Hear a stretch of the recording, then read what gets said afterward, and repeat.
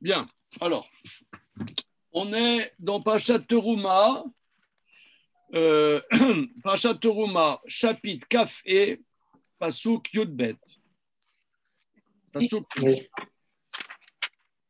Voilà. Je te montre ça tout de suite parce que j'ai peur d'oublier.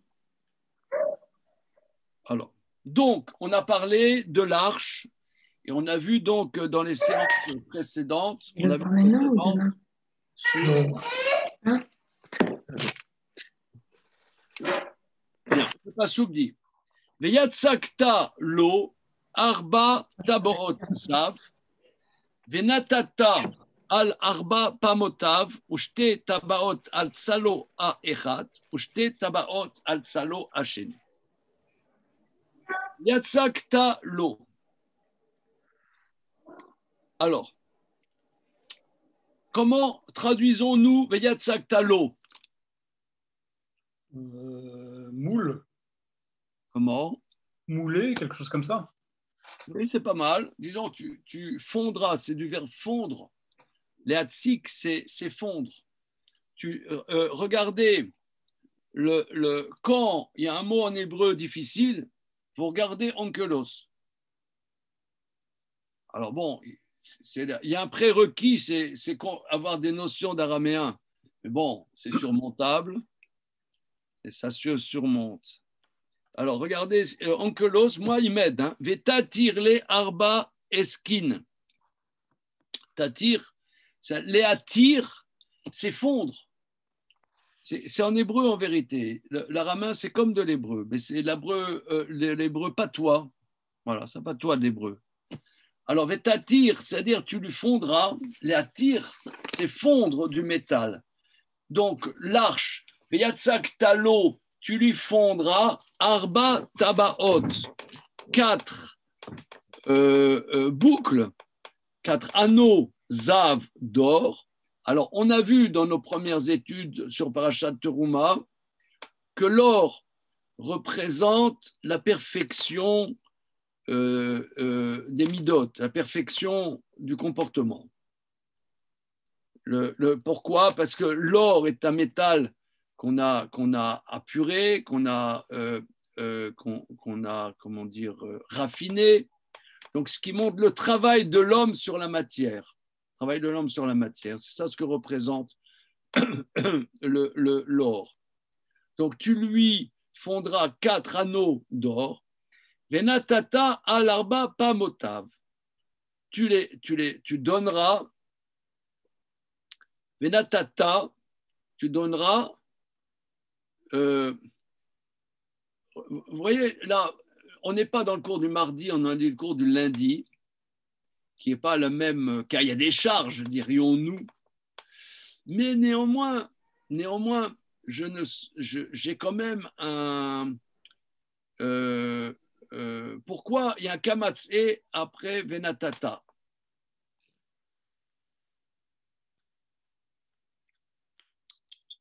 Hein?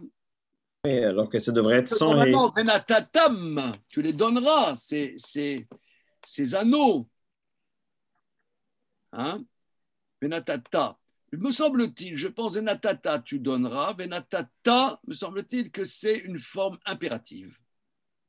C'est pas le kamatz et à la fin n'est pas un complément d'objet, parce que là, c'est un complément d'objet de rien du tout. Mais me semble-t-il que c'est une forme impérative. Tu devras les donner. Natata, tu donneras, venatata, tu devras les donner. Me semble-t-il. Y a-t-il des grammairiens parmi nous là? Odile. Les grammairiens lèvent le doigt. Mais alors, c'est quoi la différence avec Yatsakta? Mais là, il n'y a pas de kamatz et à la fin. Bah justement, pourtant, c'est aussi un impératif. Oui, alors là, on est mal. On est très mal, très mal. On est très, très mal. Non, vraiment, non, c'est vraiment un problème. Oui, surtout qu'au verset d'après, il y a c'est ça. En plus, il n'en parle pas. Ta, etc. Ouais. Là, il y a un gros problème. Un gros problème. Hein? Vous le sentez là? Non. Comment? Non, je trouve que l'objection d'Emmanuel est tout à fait recevable. C'est quoi? Pour la grammaire. J'ai pas compris. L'objection d'Emmanuel tient à ce que nous avons deux formes sans kamatz et, mais qui sont aussi des impératifs. Non, c'est pas des Ouais. impératifs. Non, mais c'est Dagesh. C'est quoi pas comme des genre impératifs, c'est Ah. un futur deuxième personne du singulier. C'est pas un impératif. Viet Satka, c'est Attention, un hein, impératif. attention. Je propose ce soir une étude prussienne. Prussienne, Attention, prussienne. à la férule. Hein. Donc là, il y a une anomalie, il faut creuser. Hein. Vasita, etc. Tu donneras, tu feras, tu fondras. Ça, c'est pas des impératifs. Mais Venatata, je crois que ça, c'est impératif. Venatata alarba pas motav. Alors, pas motav. Alors, Rashi explique pas motav, ketarmolo, zavita, dans les coins. Zavit, c'est les coins. Mais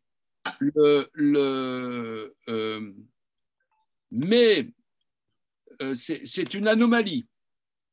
C'est une anomalie. Alors, on avait traduit pas motav. Comment, Emmanuel, on avait traduit pas motav? Je me rappelle plus, franchement. Pas. Comment? Je me rappelle plus. Hein. Comment avions-nous traduit Mais la fois dernière à Oui. Pam chez Avra? les sommets. À Pa'am. Pa'am, c'est une fois, c'est les un quatre pas. Ah. C'est Non, ce le que tu mot dis, hein. Pa'am. Comment? Tu l'as pas dit, ça, hein. Si, j'ai dit pas. Pa'am, oui, Odile? Non, Odile l'avait dit, mais elle avait oublié de mettre le micro. D'accord. Pa'am, c'est un pas. Comme on voit dans le Cantique des Cantiques, Ma Yafou Pamaïr, Banalaim Bat Nadiv. Bat Nadiv. Ouais. Hein? Ma Yafou Pamaïr, combien sont beaux tes pas? Pa'am, c'est un pas.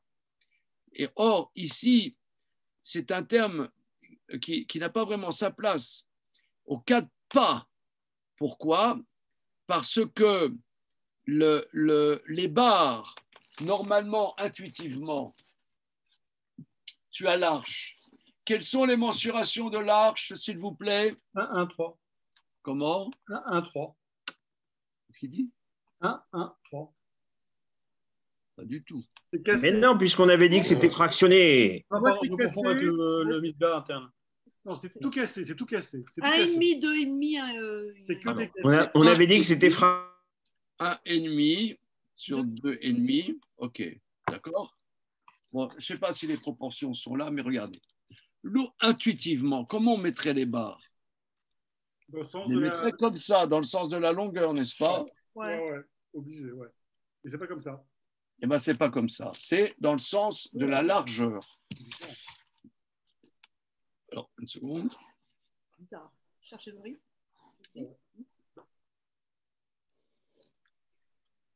Et aussi la sauce soja. C'est comme ça. Pourquoi? C'est Be'arba Pamotav dans les 4 pas. Ça veut dire de manière qu'il y ait une personne là, une personne là, une personne là, une personne là, une personne là, une personne là, une personne là, une personne là. Qu'il y ait 8 personnes qui déplacent. 8 personnes qui déplacent l'arche. Et dans l'autre Deux, sens, et dans là, l'autre sens, Déjà été dans le de là, de là, de là. Comment? dans Déjà l'autre été dans sens, le il y aurait eu aussi 8 personnes. bah oui. Dans l'autre Non, sens, c'est pas non, il n'y aurait pas eu 8 personnes parce que ça aurait été 3 et 3, ça aurait été 1,5. Ah, ils n'avaient pas la place. Il n'y a pas la place pour qu'il y ait 2 personnes là, une personne là, une personne là. Donc, c'est pour ça, par motard, dans le sens de l'avance, des pas. D'accord. Et donc, ça fait une carte d'honneur plus impressionnante. Enfin, je ne sais pas si c'est plus impressionnant, mais disons qu'on ne pourrait pas mettre autant de personnes, dans le sens de la longueur qui est intuitive, parce qu'il faut des gens qui puissent le déplacer. L'arche doit être déplacée. C'est structurellement déplacé. D'où le mot pamotave. Pamotave. C'est pas mis le coin, mais dans les pas, aux 4 pas. Voilà. Ushte tabaot. Donc vous voyez comment c'est écrit dans la traduction. Je suis bodor qu'il y en a qui ont la tradal là. Ouais. 2 anneaux. Comment? 2 anneaux.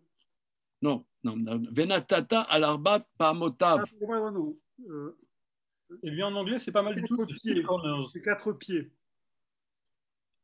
Le hard scroll, il traduit tu placeras avec le COD entre crochets. Tu les placeras. Mais les, ils l'ont mis entre crochets. Ah, venatata. Oui, mais c'est pas bon. Venatatam. Non, mais c'est justement, c'est pour ça que le lait, il est entre crochets. Ils ont traduit et tu placeras. Ah. Oui, c'est très bien. C'est très bien cette remarque que le verset est elliptique. Venatata alarba. Tu donneras quoi? Il n'y a pas de complément d'objet. Vous voyez comme vous voyez, et toutes ces remarques, après, quand on va voir les mefarshim, ils s'engouffrent dans ces remarques. L'importance de ces petites remarques, qui ne sont pas des petites remarques, c'est très important. Donc, Venatava pas motav. Mais comment se traduit pas motav? Les pieds. Les pieds? Oui. Ouais, sur ces 4 pieds. Quoi? Alors là, je reste en toi. Tu sais, c'est le Rashi classique, là, de Ness. Alors, une seconde. Il parle de qui, là? Il parle de débat. Je regarde la traduction de Vogue. Une seconde. 25. Vogue homme ou Vogue femme? En anglais, ils ont fait foot corners, c'est-à-dire coin-pied, pied-coin. Alors, je regarde comment traduit Vogue. Alors, effectivement, Vogue traduit comme Marc, tu mouleras pour l'arche 4 anneaux d'or, que tu placeras ces 4 angles. En français, je ne vois pas comment on peut traduire autrement. Alors, dans le mou qui traduisent par coin, les 4 coins. mais ça ne va pas. Alors, il dit, alors je suis dans Vogue, hein. Je ne sais pas si Vogue, ce n'est plus à la mode. C'était drôle, non? Là, ça. Oui, Merci, Jonathan, il a un petit sourire. Il me fait l'honneur de faire un petit sourire. Alors, il dit, je vous lis, proprement ses 4 pieds, c'est-à-dire extrémités, car l'arche n'avait pas de pieds. Là, c'est 4 coins. J'ai 4 coins. Donc, Rachid nous dit, c'est les coins. Mais coins, il faut dire, coins, c'est-à-dire dans le sens de la marche, de 4 pas. Voilà. OK. Shte tabaot al salo aechat, 2 bagues, 2 anneaux. Salo aechat, c'est quoi tsela? C'est quoi tsela? Écoute. Côte de Ève enfin de Adam quand il a fait la sieste là. Attends, une seconde. Regardez, là, regardez les enfants. Regardez. Faut pas m'énerver comme ça le soir. Parce que jusqu'à présent, il était Benoît. Regarde. Quelle est la côte de l'arche? C'est là, ça ne veut pas dire la côte, ça veut dire le côté. Côté. C'est là, c'est le côté. En vérité, quand Dieu a pris, en français, on traduit la côte, mais il n'a pas pris la côte, il a pris un côté. Il a pris un côté. Donc voilà, 2 bagues sur un côté, 2 bagues sur le deuxième côté. Voilà. Maintenant, verset Yud Gimel. Vasita bade atse shitim, vitsipita otam zaav. Tu feras des barres de bois de shittim et tu les recouvreras d'or. Ve'eveta yudalet. Ve'eveta et abadim batabaot al salot à Aaron, la 7 est à Aaron baem. Tu amèneras les barres dans les bagues sur les côtés de l'arche pour porter l'arche avec. Verset suivant. Betabaot à Aaron iyu abadim lo yasuru mimenu. Dans les bagues de l'arche seront les barres elles ne seront pas enlevées de lui. Alors, là-dessus, il y a un grand débat. Qu'est-ce que ça veut dire? Si, regardez, vous êtes artisan, ébéniste, rue du Faubourg Saint-Antoine, et qu'on vous donne, le client, il vous donne voilà, son cahier des charges. Comment vous allez faire les barres? À peu près la taille des anneaux, pour que ça se solidarise. Oui, pour Comment? les enlever et les remettre, a priori. Puisque les barres sont censées être définitives, on va essayer de faire un dispositif qui les solidarise avec les anneaux. Alors, il faudrait qu'elles soient fondues avec les anneaux, puisque les anneaux sont en or, les barres plaquées or, c'est fondu alors? Ou alors qu'on mette une petite barre perpendiculaire au sens des grandes barres, une sorte de verrou. Moi, je pense qu'elles doivent être libres, mais solidaires. C'est-à-dire libres, mais qu'on ne puisse pas les enlever. Libre et solidaire, on dirait un programme électoral. C'est un programme électoral. Libre et solidaire, c'est tout un programme, franchement. Voilà, je prends libre et solidaire. Soyons libres, oui, solidaire, oui, c'est bien. Libre et solidaire, ça me plaît. Okay. Alors, oui, non mais excusez-moi, à part ma boutade, vous voulez quoi? Non, mais si jamais elles se cassent, il faut pouvoir les changer, quoi. Non, puisqu'on doit les passer dans les anneaux, c'est qu'elles sont pas fondues ensemble, c'est qu'on doit les passer dans les anneaux, c'est-à-dire qu'on doit pouvoir les retirer, mais on ne doit jamais les retirer. Ah, donc maintenant, on va dire comme ça, il faut que les barres, on les met dedans, donc il faut qu'elles soient lâches par rapport aux anneaux, oui. Oui. Mais il y aurait un interdit de les enlever. C'est ça. Un interdit de les enlever. Alors, on va voir ça. Ça soulève des discussions, des grosses discussions dans la Gemara, dans le traité Yoma. Alors, on va faire, regardez, je fais en photocopie, je vous ai envoyé le commentaire de Rav Shimshon Raphaël Hirsch, qui est très très bien, très intéressant. Alors,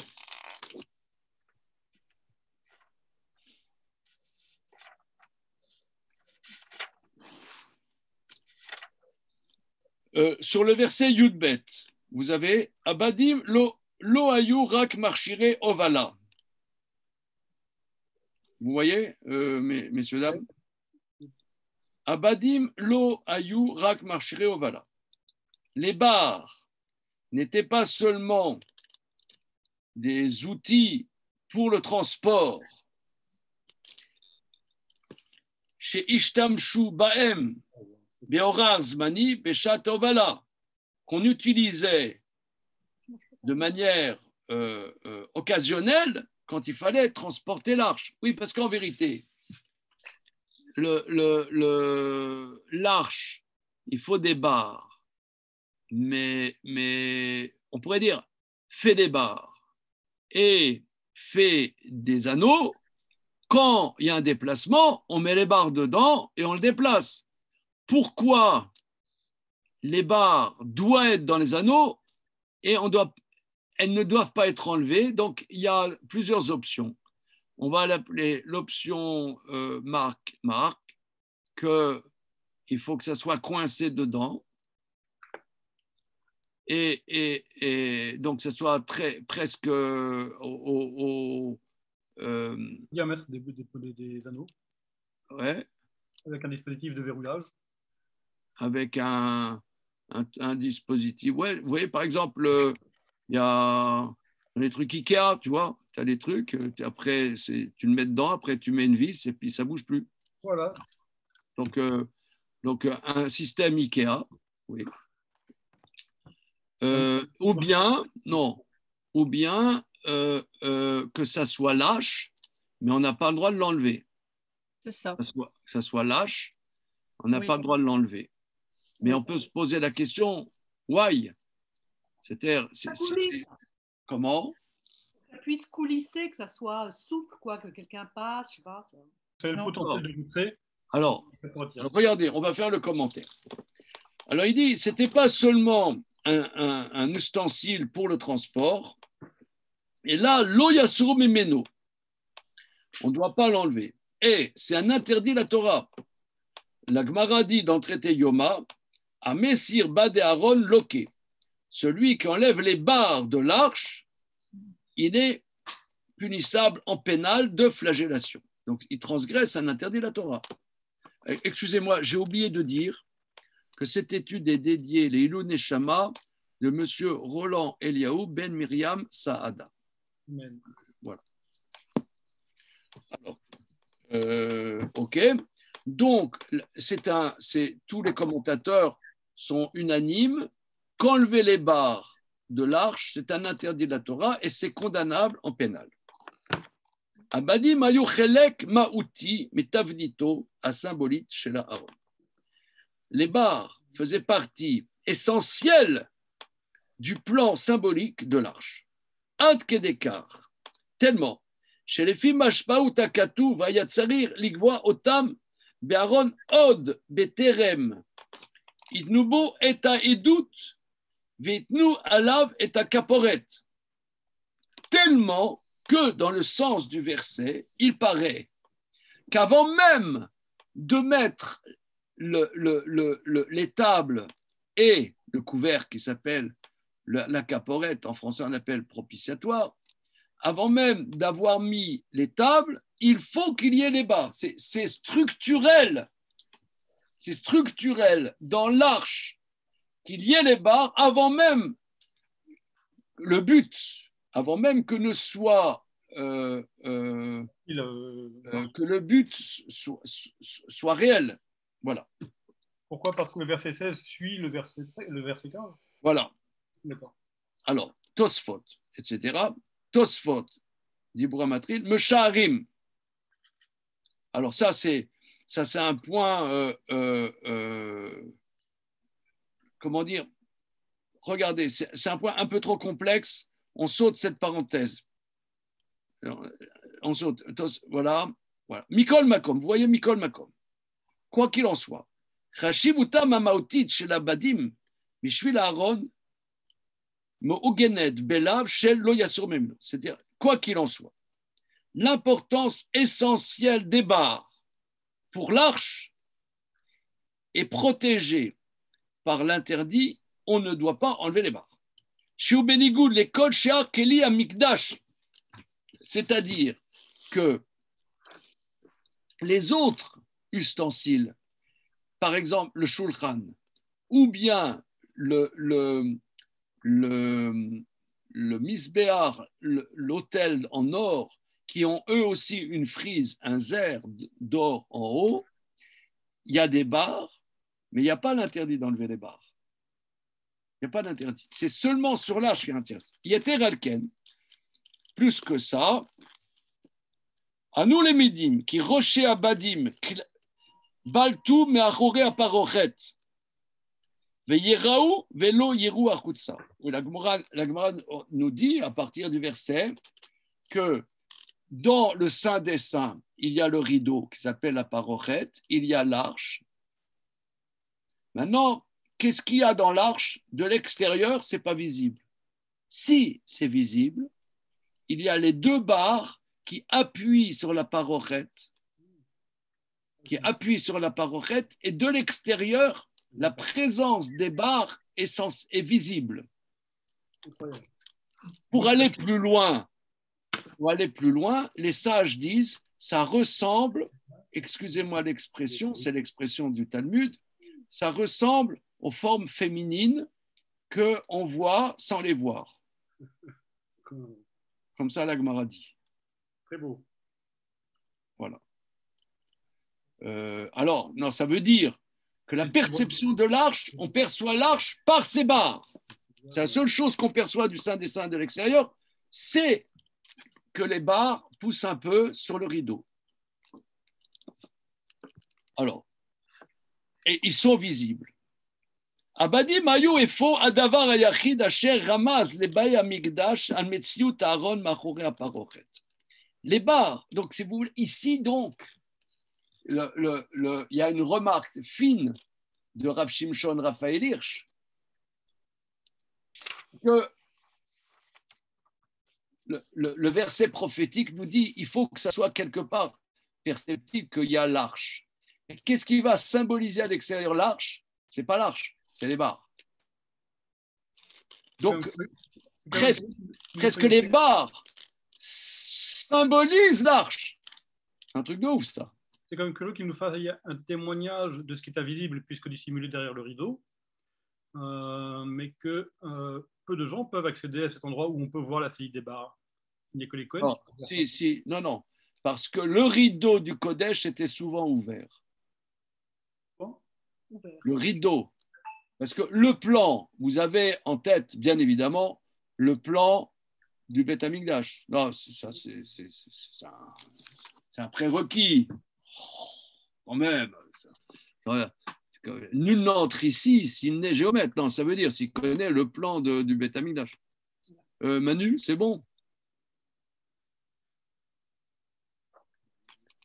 Si c'était ouvert, dans quelle partie rentrait le Kohen Gadol? Si c'était ouvert, dans quelle partie rentrait le Kohen Gadol? Il y a encore une partie interne. Le Kohen Gadol entrait dans une partie interdite. Regardez. Alors, regarde, on va faire ça comme ça. Paf, paf, paf. Yehuda Amar, welcome. Bien le bonsoir. Oui, on te voit pas, ou tu es en mode discrétion? Voilà, je suis là. Ok, bon, bonsoir. J'ai failli arriver à 9h, mais bon, voilà. Voilà, c'est bon. Alors, ok, alors le plan, grosso modo, du Beth Amikdash, enfin, de la cour des Kohanim. Il y a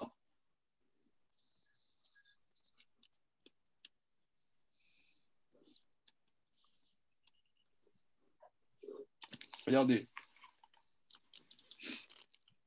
Là, ça c'est le Kodesh à Kodashim. Là, il y a le rideau que je viens de signifier par les 2 points là. Là, il y a aussi un rideau. Mais le rideau, là, il peut être ouvert. Il est ouvert, fréquemment. C'est ça, donc il y a 2 rideaux. On voit dans le Kodesh, là, il y a la table de préposition. Là, il y a la menorah.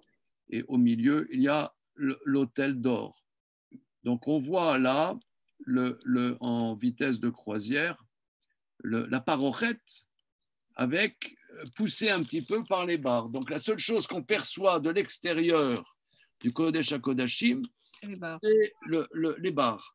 Donc, Rav Shimshon Raphaël Hirsch, de manière fine, Monsieur Yehuda, j'ai envoyé un texte, à moins que tu aies dans ta bibliothèque commentaire de Rav Shimshon Raphaël Hirsch. Non, je l'ai pas, non. Ouais, je l'ai vu sur WhatsApp. D'accord, ok. Alors, d'accord. Alors, lui, il relève que les barres sont tellement fondamentales, tellement partie intrinsèque, essentielle de l'arche, que la perception qu'on a de l'arche, c'est les barres. Donc les barres symbolisent l'arche. C'est ce qu'il dit. Continuons le paragraphe d'après. Badé Aaron me samim et ayud zot atafkid. Les barres de l'arche symbolisent le but, et le but ve'et atafkid est la mission de l'arche. Et leur mission, la set et Aaron ve'torno, porter l'arche et ce qui est dedans. Mais shatat sorer, gam me'avar les gvulot, makom amidatam anochachit, même hors des limites de l'endroit où ça se trouve là maintenant. Pourquoi? Parce que quand il y avait le tabernacle, nous savons que le tabernacle était démontable et les Lévi'im portaient l'arche dans les étapes. Voilà. À mitzvah, chez Léolam, lo yasuru abadi min Aaron, kava merosh l'école adorot et devar haemet. la mitzvah, que toujours on ne doit pas enlever les barres de l'arche, fixe depuis le début, même dans la structure de l'arche, avant même qu'il y ait les tables, dans la structure même, avant qu'il y ait même les tables, pour toutes les générations, cette vérité que cette Torah et son but, sa mission, n'est pas fixé à un lieu précis. Non. C'est pas fixé à un lieu précis. Ça évite- C'est-à-dire la base qui est la Torah, la structure base du Beth Amikdash, qui est l'étape de la loi, eh bien, ce n'est pas un lieu précis. Ce qui est extrêmement fondamental, parce que il y a beaucoup de cultures traditionnelles. Mais par exemple, les aborigènes australiens, comment, par exemple, vous mettez un aborigène australien à Belleville? Le pauvre. Comment? Le pauvre. Comment y aura-t-il un plan survie? Pourquoi? Parce que, vous savez, il y a le rocher sacré là-bas, un endroit en Australie. Vous savez, le gros rocher là, rouge. Ou bien, vous prenez un Indien iroquois et vous l'amenez à Sarcelles. Alors, Abraham Drogozina nous dit, ce rocher s'appelle Ayers Rock. Merci. Merci, Abraham. Voilà. Ou bien, tu as, par exemple, un Indien iroquois, ils ont un arbre sacré qui se trouve là-bas, à côté de la rivière Iroquois. Maintenant, tu l'amènes à Sarcelles, l'Indien iroquois. Il n'y a pas l'arbre sacré, il est foutu. Il est foutu. Tandis que nous, Baruch Hashem, fondamentalement, ça c'est quelque chose de très, très, très spécial. Que la Torah, elle n'est pas limitée depuis le départ, elle est là pour pouvoir bouger d'un endroit à l'autre. Elle doit être libre. Libre, Premier. Libéral. Non, ah non, pas du tout. Non, pas du tout. C'est pas libéral, ça n'a rien à voir. Libre, non, ça veut dire, je ne sais pas qu'est-ce que ça veut dire libre. Pouvoir être déplacé, on doit pouvoir la déplacer facilement. Dès le départ, le déplacement est premier dans la construction. C'est ça, c'est dans ce sens-là que je dis libre. Voilà. C'est perturbant quand même. Et c'est aussi philosophique, non? Comment, Jonathan? Moi, c'est perturbant comme concept. Pour moi, le Beth Amikdash, c'est quand même un endroit fixe. Grande partie des mitzvot ne sont réalisables qu'à un endroit précis. La destruction du Beth Amikdash, c'est censé être un traumatisme qui est ancré en nous et on n'a qu'une fila qui se répète tout le temps, c'est la reconstruction du Beth Amikdash. Donc c'est perturbant de dire que c'est pensé pour aller partout. Non, c'est pas fait pour. Le Aaron, on le sort pas comme ça. Mais, par exemple, le Sefer HaChinour, il dit que pourquoi les barres doivent être? Parce que si d'aventure il faut qu'on bouge, il ne faut pas qu'on perde du temps à aller chercher les barres, parce que peut-être on ne pourra pas les trouver et que la Torah, on ne pourra pas la prendre avec nous. Donc, c'est le chinour. Et c'est pas très gros. C'est le chinour. Je vais vous chercher le chinour parce que sa formulation, elle est impressionnante. Je vais chercher une seconde.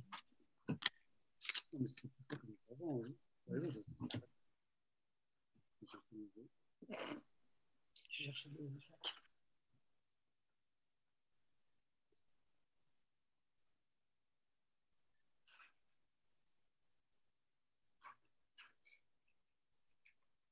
Je te garde du gris.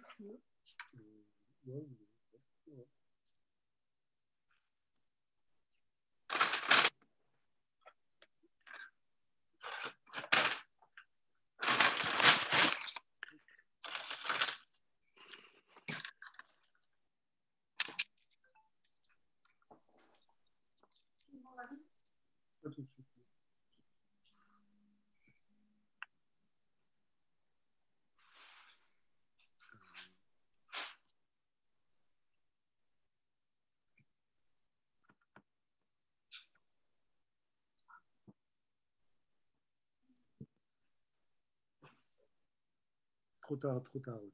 Un petit peu, il est pas là encore.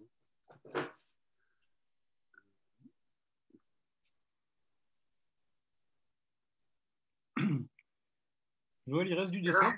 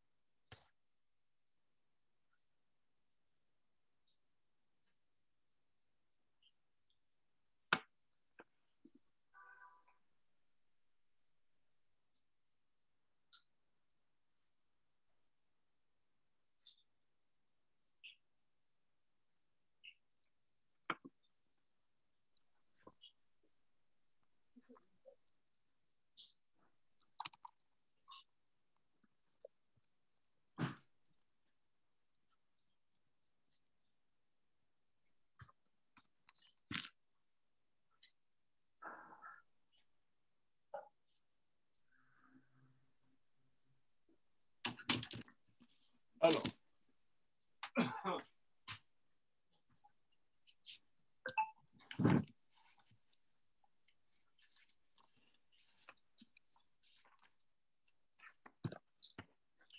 Alors, au sujet dans la mitzvah Tzadevav, dans le Sefer HaChinour. Qui a écrit le Sefer HaChinour?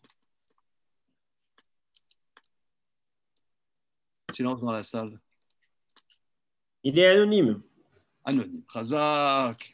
C'est comme dans les galas, le donateur de 20 000 euros. Anonyme. Alors, il est attribué à qui? Rabbi Aaron Alevi de Barcelone. Barcelona, Barcelona. Élève de qui? Élève de qui? Duran, non? Non, j'ai un doute. Non, tu sais, tu gages. Tu allais avoir 20 sur 20. Ah ouais, mais élève de Nachmani. Hein? Ah, de Ramban. Bon. Ramban.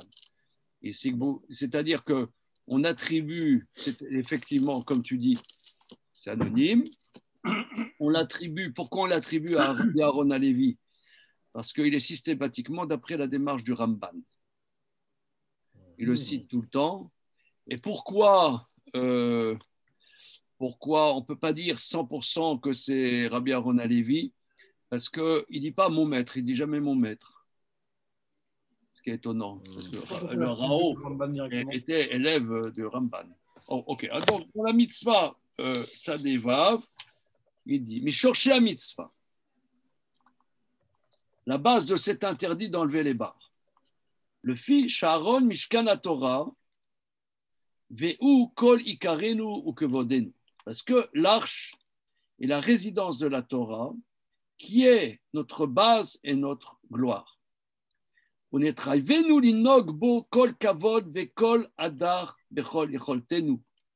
sommes enjoints d'avoir toute la gloire et toute la beauté de le magnifier selon nos moyens. Alken, nistavenu le ban nasir badé Aaron mimenu. C'est pour ça que nous avons l'obligation de ne pas enlever les barres de l'arche. Pen yetzririm latset im Aaron le shum makom bemeirut. Parce que peut-être on aurait besoin de partir avec l'arche à un quelconque endroit à toute vitesse. Veroula mitor atirda vechipazon lo nivdok yafe liyot badav chazakim kolat sorer. Et peut-être, si dans la précipitation, on ne va pas bien vérifier que les barres soient assez solides. Ou Shema Chas Veshalom, Ipol Miyadam Vetzekevodo. Et peut-être que, donc tu vas mettre des barres comme ça, tac, tac, qu'on a sous la main, et tu n'as pas vérifié vraiment, et il va tomber, Chas Veshalom. Aval Biotam Bo Muchanim Leolam. Donc on met des barres, que ça soit toujours prêt. Velo Yasur Mimeno. Naseotam Chazakot, on les fait très solides. Velo Yera Takalabaim. Veotam, autre explication.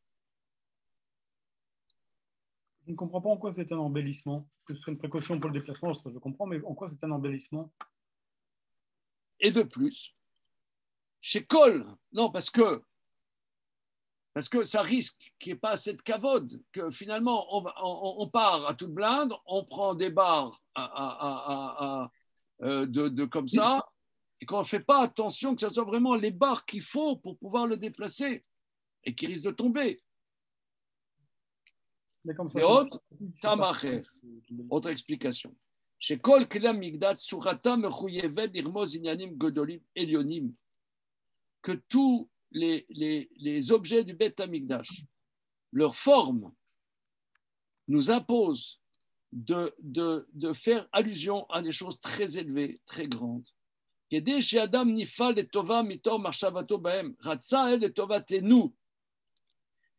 veut, chez l'autre, il passait d'Ota Tsura Felou le Fisha. Dieu veut que jamais la structure de Aaron échappe de notre perception, ne serait-ce qu'un instant. C'est-à-dire, c'est ce que j'ai voulu dire, que si on doit partir et qu'on n'a pas les barres,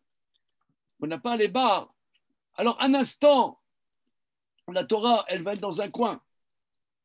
Elle va être dans un coin. Et ça, il faut que la Torah elle soit toujours devant nous. Toujours cette capacité que la Torah soit devant nous, même pas un instant. Voilà. Donc il y a deux explications. Mais dans ce cas-là, fait les barres soudées. Alors, il n'a pas rendu compte, dans ce cas-là, fait les soudées. Non. S'il faut que ce soit prêt à partir tout le temps. Pourquoi il n'a pas rendu compte aussi finement que Ravirch, je trouve. Comment, vous? Il n'a pas rendu compte aussi finement que Ravirch, parce que finalement, c'est uniquement une raison pratique, là. Alors, oui, alors, une seconde. Uniquement la deuxième explication, elle n'est pas pratique. Leur visibilité passe par le fait qu'on les voit à travers le rideau. Oui, non, mais ce que tu dis, Emmanuel, ce que tu dis, c'est que le fait qu'il y ait la possibilité, on pourrait dire, il faut les faire solidaires, complètement solidaires. Si tu les fais complètement solidaires, non. Ah bah, c'est sûr qu'on ne va pas les perdre. C'est sûr qu'on ne va pas les perdre le jour où il faut pas. Ce n'est pas la base. La base, c'est fait pour déplacer. Mais il faut qu'elle soit toujours là. Il faut qu'elle soit toujours là. Maintenant, donc ça fait partie, mais il faut bien comprendre que c'est pas l'arche. C'est fait pour le déplacer, mais il ne faut pas l'enlever. C'est interdit de l'enlever. Alors maintenant, pourquoi? Pour que mais lui, ce qu'il dit, il dit qu'il n'y ait pas eu un moment où on l'a laissé la Torah, ou alors que la Torah elle soit tombée, etc. Il prend ça à un niveau très très prosaïque. En vérité, le Sefer HaChinour, il a écrit pour les enfants. Hein. Souvent, il le dit. Écrit pour les enfants, c'est l'éducation, pour l'éducation. Alors, voilà. Mais en tout cas, Hirsch dit que la Torah, dès le départ, il faut percevoir que cette Torah, eh bien, elle n'est pas limitée à l'endroit où elle se trouve. Alors, Jonathan demande, mais c'est choquant, puisque c'est le cœur, c'est la symbolique numéro 1 du Beth Amikdash. Or, le Beth Amikdash, depuis que le roi David a fixé le lieu du Beth Amikdash, on n'a pas le droit de faire des corbanotes à l'extérieur. C'est là et c'est nulle part ailleurs. Alors, or l'arche qui est le cœur, eh bien, il est mobile. fondamentalement mobile. Mais là, ce qu'il faut comprendre, me semble-t-il, ce qu'il faut comprendre, c'est que le Beth Amikdash, c'est une structure. C'est ça ce qu'on commence à étudier. C'est une structure, c'est tant de Hamot et machin, c'est un tel matériau, machin bidule. Le roi Salomon, il va faire ça en beaucoup plus grand. Hérode, il va reprendre ça. Enfin, Ezra, il a fait plus grand. Hérode a fait beaucoup plus grand, etc. Selon un certain plan. OK. Maintenant, comment dire? Mais tout ça, le cœur de ces structures est quelque chose qui n'est pas de la structure. Le cœur de ça, c'est pas de la structure. Et puis, si je peux hasarder quelque chose. C'est autre chose que la structure. J'aimerais, pour vous faire sentir ça, quelque chose que nous avons étudié dans notre cours de Gemara, par rapport à ta remarque, Jonathan. Je vais vous rapporter la chose suivante, si vous le voulez bien.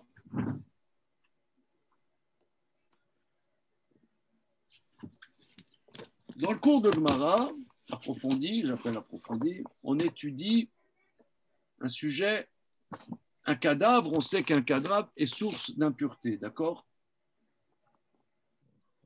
On sait qu'un cadavre est source d'impureté. Maintenant, est-ce qu'un cadavre non juif est source d'impureté? C'est un grand débat dans les Rishonim. Grand débat dans les Rishonim. Rambam tranche qu'il y a deux types d'impureté. Il y a la pureté par contact et Toumatoel.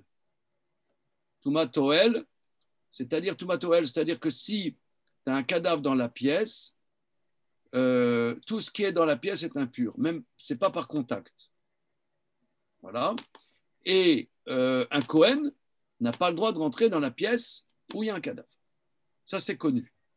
Alors, Rambam, lui, tranche qu'un non-juif mort rend impur par contact, mais pas par OL. OK? Alors, l'Agmara d'Avkouf Dalet, dans Masechet Baba Metzia, l'Agmara raconte l'histoire suivante. Alors, n'ayez pas peur. Comment? Quel daf? Kouf Yud Dalet Amoud Aleph.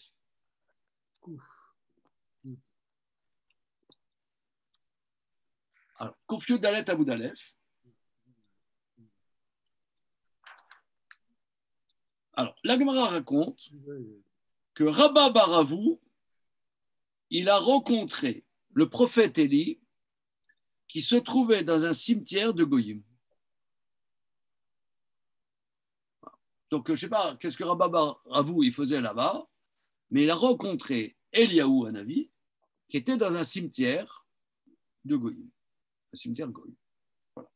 Bon, alors Rabba Baravou, il rencontre le prophète Élie qui est un grand Talmid Chacham et il lui pose des questions d'Alacha. Il a plusieurs questions d'Alacha. Il dit, Rabbi, voilà, il lui pose une question. Pourquoi? Parce que c'est la question qui est la question là-bas dans Baba Metzia, dans le 9e chapitre. C'est comment apurer des dettes. Ça veut dire quelqu'un qui est surendetté, et disons, il est surendetté et il reçoit un pactole. Quel est le créancier prioritaire à rembourser? C'est ça le sujet. Donc lui, il rencontre le prophète Élie et dit, voilà, Rabbi, comment on fait pour... quel est l'ordre de priorité pour rembourser les dettes? Voilà. Quand tu es dans un cimetière de Goy, tu rencontres le prophète Élie. Voilà, c'est la première question. Deuxième question qu'il lui pose. Quelqu'un qui est nu, comment fait-il pour prélever la trouma? Pourquoi? Parce que quand tu prélèves la trouma, tu fais une bénédiction. Alors, est-ce qu'il est nu, il ne peut pas faire la bénédiction? Donc, comment faire? Est-ce qu'on prélève la trouma? On ne prélève pas la trouma? Voilà, c'est une question, d'accord? Deuxième question qui se pose. Alors, il nous répond aux deux questions. Oui. Alors, la personne qui est nue, enfin, ça se pose pour n'importe quelle bracha. Pourquoi spécifiquement la trouma? Il y a une raison ou... Ben, peut-être que s'il est Cohen, il a faim, je ne sais pas quoi. Oui, mais de toute manière, il ne peut pas faire la bracha avant de manger s'il est nu non plus. Il a déjà fait avant. Il avait déjà mangé des biscuits avant. Machin, que c'est. Ah, malin. Ah, et puis ensuite, je ne sais pas, il fait chaud. Bon, c'est un cas. Voilà, les deux questions qu'il a posées. Une fois qu'il a posé ces deux questions, à Marley, il a dit à Eliyahu, je ne comprends pas, monsieur, mais Eliyahu, mais vous êtes Cohen, qu'est-ce que vous faites dans un cimetière? Vous êtes Cohen? Qu'est-ce que vous faites dans un cimetière? Alors, Eliyahu lui a dit, dis-moi, tu connais le Seder Tarot? Tu as étudié le Seder Tarot? Parce que dans le Seder Tarot, si tu avais étudié le Seder Tarot, tu aurais appris que Rabbi Shimon Bar Yochai, il dit que les tombes des non-juifs ne sont pas impures, parce qu'un goy ne rend pas impur BOL. Donc, la tombe d'un goy ne rend pas impur. Voilà. Donc, bien que je sois Cohen, c'est permis. Voilà.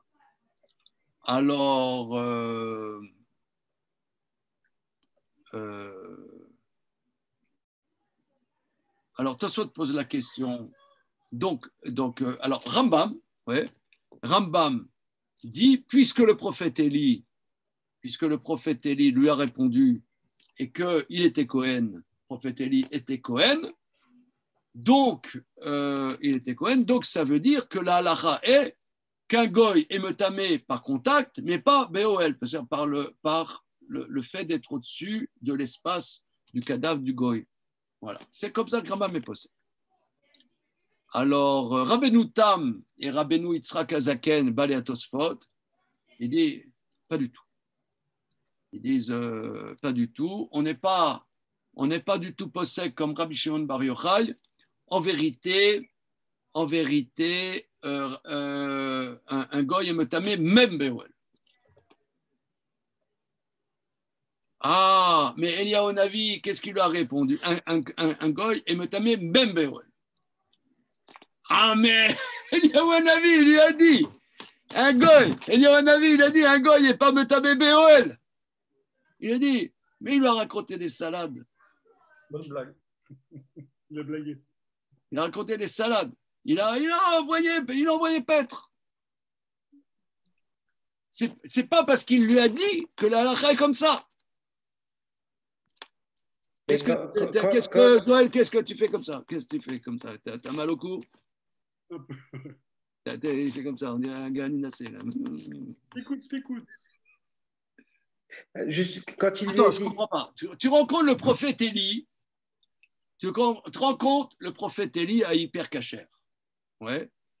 Et tu vois, je ne sais pas moi, Élie, il a je ne sais pas moi, à Auchan, et il a des Kinder Bueno dans son caddie. Je dis, excusez-moi, monsieur, mais vous prenez du lait poche à l'amour. Parce que la dernière question, c'est la plus claire, enfin, c'est la plus cohérente qu'il pose au prophète Élie. Les deux premières, on ne comprend pas tellement pourquoi. Mais la troisième, oui, elle est intéressante. Ouais. Elle est relevante. Non, mais comment Tosfot peut dire? Comment Tosfot peut-il dire que le prophète Élie lui raconte des salades? C'est pas. Pourquoi il lui raconte des salades? Parce que, bon, il y a un débat. Est-ce que vraiment il était Cohen?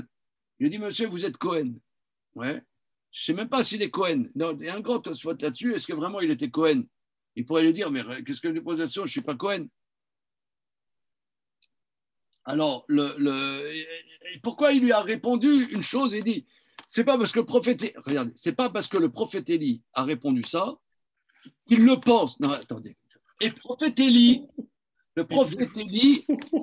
c'est l'ange de la vérité. Pourquoi le soir du Seder, après avoir bu les 4 coupes, on ne boit pas, il y a le verre du prophète Élie? Pourquoi? L'explication, c'est que après avoir, d'abord on a raconté la sortie d'Égypte, on a posé les questions. Ensuite, on a bu les verres. On a chanté le Hallel. On a chanté le Hallel Agadol et tout ça. Il y a un moment où toute cette tablée touche un moment de vérité. C'est ça, le prophète Élie. Le prophète Élie, il y a un moment de vérité. On vit un moment émet. C'est ça qui est signifié par le prophète Élie. Je rencontre le prophète Élie, je lui pose des questions, il me répond, Tosfot il dit, il raconte des salades. Alors l'explication qu'on a donnée, les deux premières questions, c'est des questions d'Allah. Le prophète Élie, Rambam dit, dans l'introduction du Mishneh Torah, que Eliyahu Navi, c'était le chef du Sanhédrin de son époque, donc c'est un grand de la transmission de la Torah orale. Donc, il rencontre le prophète Élie, il pose deux questions qui le turlupinent d'un point de vue halachique, d'un point de vue d'étude. Le prophète Élie lui répond. Après, il lui dit, dites-moi, monsieur, mais vous êtes Cohen, comment ça se fait que vous êtes au cimetière? L'autre, il dit, dis-moi, tu t'y connais un peu dans les lois de pureté, d'impureté? Tu connais Rabbi Shimon Bar Yochai? Tosfot, il répond, il dit, ce n'est pas une question d'étude. Tu poses une question d'étude, je te réponds. Tu poses une question, comment ça se fait que j'ai un costume Hugo Boss? Ouais. Mais Hugo Boss, il paraît que c'est un Allemand à l'origine qui amenait les costumes à la Wehrmacht. Monsieur le rabbin, comment vous avez un costume Hugo Boss? Je ne sais pas, moi, je n'ai pas à me justifier, je n'ai pas à me raconter. Tu poses une question d'Alaha, une question d'étude. Une question d'étude, je te réponds. Maintenant, tu poses une question, monsieur le rabbin, pourquoi porter un Hugo Boss? Je te raconte parce que Hugo Boss, il a fait tchouva, finalement, après, il s'appelait Menachem Mendel. Quoi? Hugo Boss a fait tchouva? J'ai regardé sur Wikipédia, non. Monsieur le rabbin, pourquoi vous m'avez dit ça? Parce que, oui, tu poses une question, ce n'est pas une question de chokhma. Moi, je ne suis pas un baba au rhum. Je ne suis pas un baba au rhum. Tu me prends pour un baba au rhum et que voilà, tu me prends pour un baba, voilà, monsieur le rabbin, comment ça se fait que... Va te faire voir, connard, je ne sais pas, moi. Je ne vais pas me justifier, je vis ma vie. Toi, tu vis ta vie, je vis ma vie. Je suis baba au rhum, je te suivais. Qu'est-ce que c'est ça, toi? Non, mais c'est perturbant. Moi quand j'entends qu'il lui pose la question, j'entends pas un reproche, j'entends une interrogation, je ne comprends pas. Est-ce qu'il y a quelque chose que je n'ai pas compris dans les halachot? Non, non. Mais non, moi, est-ce que toi, tu as étudié les sujets de Taharot? Je dis, moi, je ne connais pas bien les Taharot. Alors, va étudier, après que tu vas me poser la question. Pourquoi je vous rapporte ça? Je vous rapporte ça pour deux raisons. Premièrement, parce que j'ai étudié ça récemment et que je trouve ça extraordinaire. Et deuxièmement, parce que par rapport à ta remarque, la base du peuple juif, c'est la Chokhmah. La base du peuple juif, c'est le Aaron HaKodesh, c'est les grands Talmidei Chachamim, comme le prophète Élie. Les grands Talmidei Chachamim, la base, ce n'est pas des institutions, c'est des êtres qui sont, que tu as un rapport de Chokhmah avec eux, un rapport de connaissance, tu n'as pas un rapport de séduction ou un rapport de vénération ou un rapport d'autorité ou un rapport de star ou je ne sais pas quoi. C'est une dimension de Chokhmah. C'est ce qu'il a dit. Tu me poses des questions de Torah, je te réponds. Tu poses une question, pourquoi monsieur, vous êtes dans le cimetière? Ça, quel est ton problème? Quel est ton problème? À part ça, tu ne connais pas le sujet. Mais quel est le problème? Alors, Tosfot, il dit, mais regardez, Tosfot, comment il peut dire sur Eliyahu Hanavi, qui lui raconte ça. Vous regarderez Tosfot. Ouais, le Tosfot, il dit, Daf Samer Aleph, Amoud Aleph, dans Masechet Yevamot. C'est pas, le Tosfot n'est pas dans Baba Metzia. Samer Aleph, Amoud Aleph, dans Masechet Yevamot. Donc, le Aaron, comme on l'a vu d'abord, que le Aaron représente le Talmid Chacham. Et le Talmid Chacham, c'est le Talmid Chacham, c'est pas une institution, et c'est ça qui donne la vie au Beth Amikdash. Justement, parce que s'il n'y avait pas ça, le Beth Amikdash, ce serait comme notre ami Abraham Drogoziner qui nous a dit que ça s'appelle le red, le rocher. Ayers Rock. Ayers Rock, ouais, c'est le Beth Amikdash, ce serait le Ayers Rock, ce serait une institution. Et d'ailleurs, la science incroyable de Rabban Yochanan ben Zakkai, c'est quand le temple a été détruit, comment il a structuré la vie pour l'exil, qu'il y ait une possibilité que le judaïsme continue à vivre. Pas seulement continue à vivre, peut-être même se déploie, se développe plus dans l'exil que quand il est sur sa terre.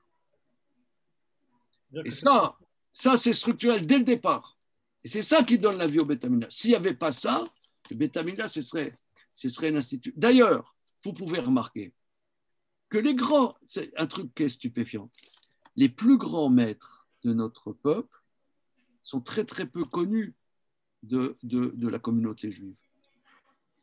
Vous allez demander à tous les milliers de personnes qui étaient hier au Trocadéro, il faut leur demander, est-ce que vous connaissez Rav Usher Weiss, par exemple? Il doit en avoir 3. Oui, non, parce qu'il chantait tous unis pour Sarah Halimi. Non, mais qu'est-ce que je veux dire par là? Je veux dire par là. J'y étais. C'est impressionnant que la base de notre peuple, qui est représentée par le Haron, eh bien, c'est pas des institutions. Alors c'est vrai, c'est pas des institutions. Bon, moi j'ai eu l'occasion de rencontrer, de connaître un peu des très très très grands maîtres de notre génération, et c'était vraiment des gens d'une simplicité presque inconnue même d'ailleurs, presque inconnue. Simplicité incroyable, simplicité effarante même, invraisemblable.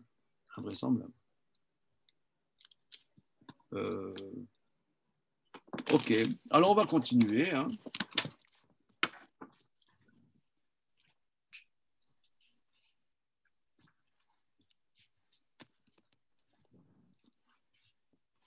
Alors, on continue, Hirsch, si vous le voulez bien. Donc il dit...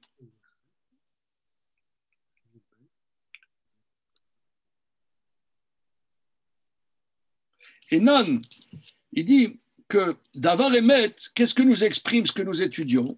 Cette vérité, Shatora Azot, ou Teudata, Enan Tekod Badama, Shalea Amdu Beshatam, Akodesh Vamigdash. Que la Torah, qui est la base de la vie du Beth Amikdash, n'est pas fixée, et Enan Tekod Badama, sur laquelle ça s'est tenu dans le Kodesh et le Beth Amikdash. Nochechutam atemidim chez la Badim, le fait que les bars doivent être constamment là-bas, montre, témoigne, chez Torah Hashem enakshura schuka leshum makom yuchad. La Torah elle-même n'est pas liée, n'a pas besoin d'un endroit spécifique. Davar ze bolet.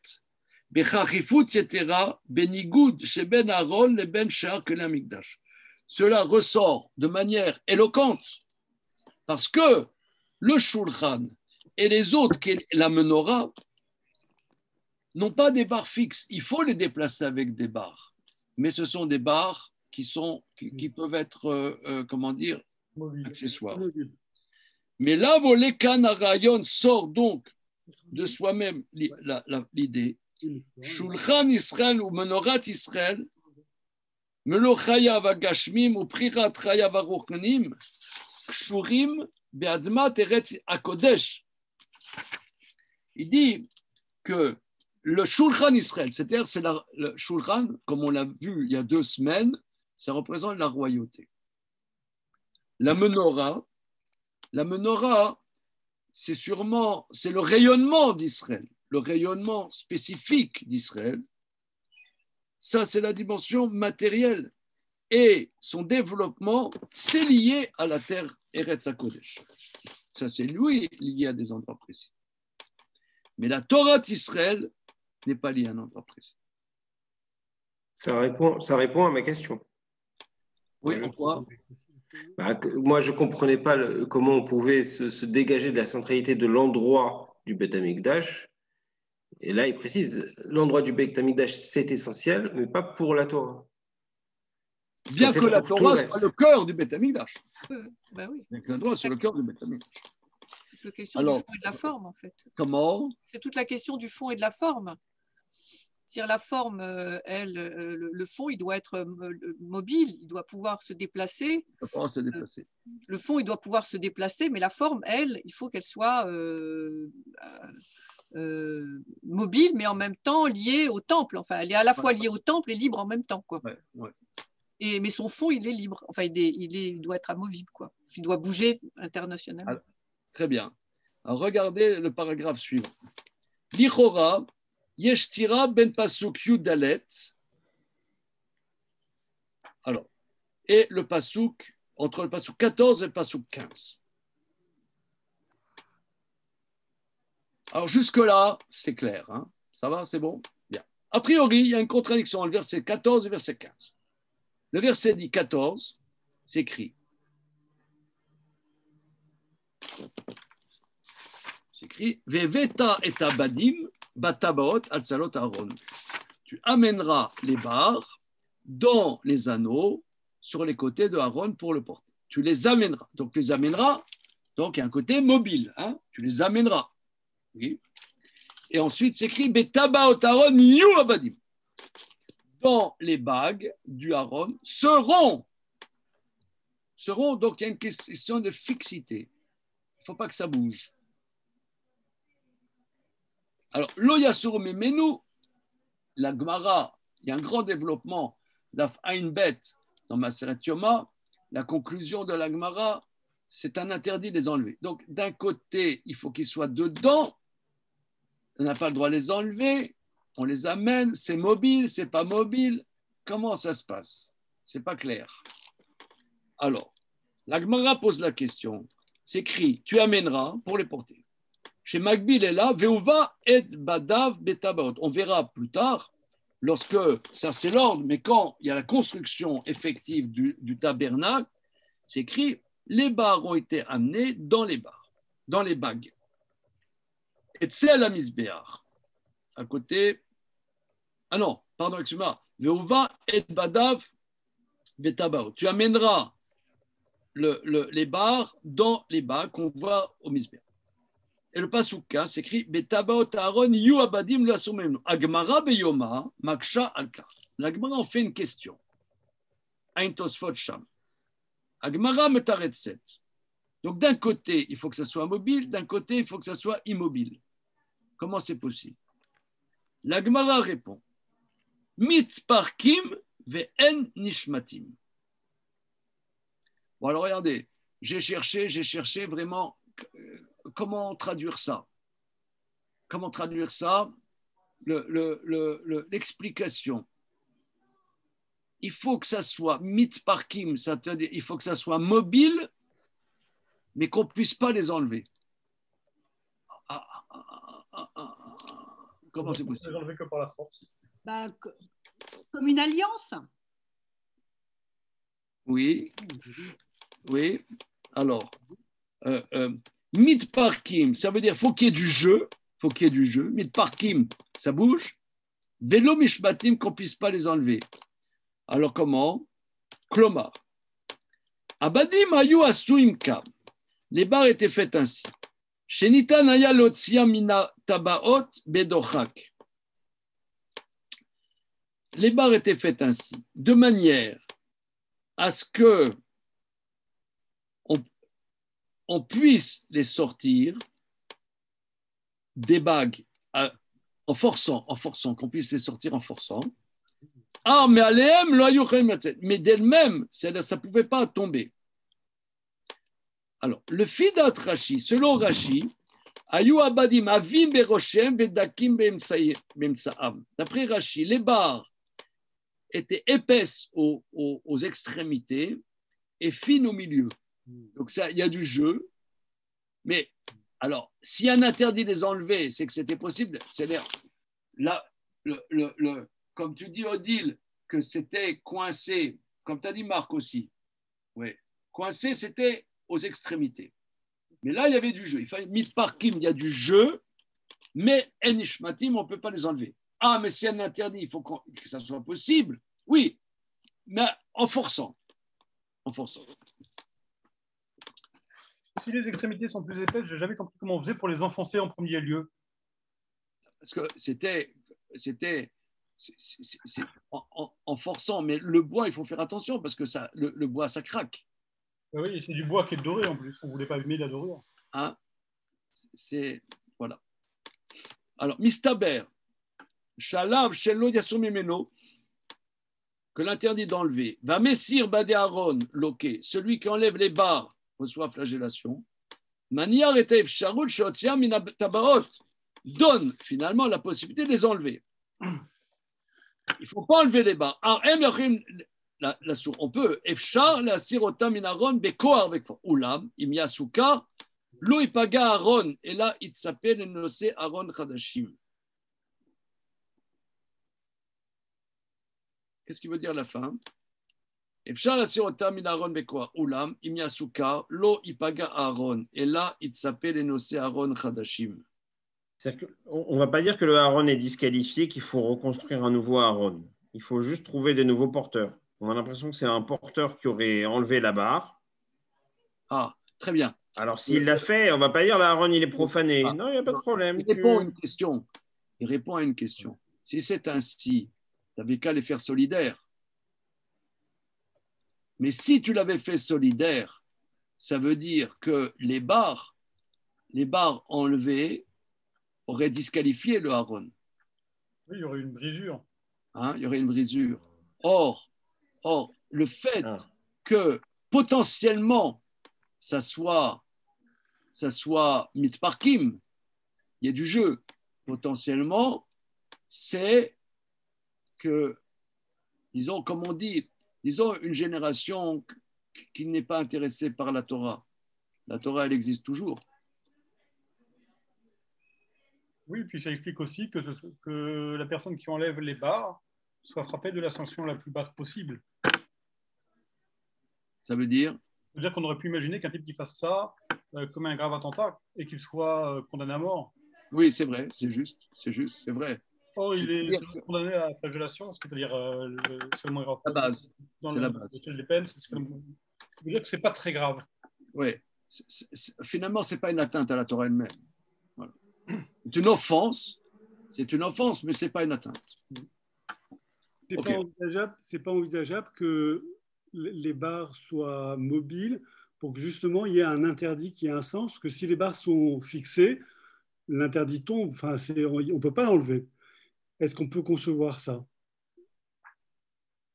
Alors, disons, je me suis posé ta question parce que mais la Gemara ne comprend pas comme ça. La Gemara comprend que le verset dit le Betabaot Aaron Yu Abadim. Il faut qu'elle soit dedans. Il faut qu'il y ait une fixité mobile. Oui. La dernière remarque là, de Rav Hirsch laisse à penser que ce qui importe plus encore que les barres, ce sont les porteurs. Puisque même si quelqu'un retirait la barre, ce que l'on attendrait, ce sont des nouveaux porteurs. Oui. Ça veut dire qu'en fait, tout ça la Torah ne serait rien s'il n'y avait pas les porteurs de Torah. Voilà, c'est ça ce qu'on dit, mais pas motav. Il faut qu'il y ait la place pour ceux qui la portent. Voilà. Regardez, on a vu ça, c'est un point très, très, très important. C'est un point extrêmement, extrêmement important. Le côté que le cœur du Beth Amikdash, je reprends la remarque de Jonathan, le cœur du Beth Amikdash, qui est un endroit précis, c'est pas un autre endroit, c'est là que ça se passe, et qu'on attend qu'il se reconstruise et tout. Mais le cœur lui-même, structurellement, il joue dans une autre cour. C'est autre chose. C'est un dispositif intégré contre l'idolâtrie. Ouais, et comment dire, et d'ailleurs, on voit bien que le Beth Amikdash, qui est un lieu de mesure extrêmement précise, le Aaron aussi, mais on dit que le Aaron est noménamida, qu'il ne prend pas d'espace. Il prend pas d'espace. Il est dans une autre, c'est une autre mesure. Et ça, c'est, comment dire, si le Aaron représente, comme on a dit il y a 2 semaines ou 3 semaines, ça représente le Talmid Chacham, ceux qui étudient la Torah, comme on voit, on apprend que celui qui n'est pas taureau, qui est barreau, comme il faut un caisson en or à l'intérieur, un caisson en or à l'extérieur, mais l'intérieur, il ne se voit pas. On apprend de là comment un Talmid Chacham doit être. Donc, ça veut dire que les Talmidei Chachamim, ils sont, comment dire, il y a un côté informel, pour reprendre la remarque de Myriam. Le Beth Amikdash a un lieu de forme, il y a quelque chose qui n'est pas formel. Dans le cœur du Beth Amikdash, c'est de l'informel. Ok.